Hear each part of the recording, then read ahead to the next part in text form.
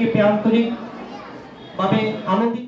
কিশোরগঞ্জের হয়বতনগরে ইউকামিল মাদ্রাসার বার্ষিক পুরস্কার বিতরণী ও কৃতি শিক্ষার্থী সংবর্ধনা অনুষ্ঠান অনুষ্ঠিত হয়েছে। শুক্রবার সকালে হয়বতনগরে ইউকামিল মাদ্রাসার হলরুমে এ সংবর্ধনা অনুষ্ঠান অনুষ্ঠিত হয়। অনুষ্ঠানে প্রধান অতিথি হিসেবে উপস্থিত ছিলেন জেলা প্রশাসক ও মাদ্রাসার গভর্নিং বডির সভাপতি ফৌজিয়া খান।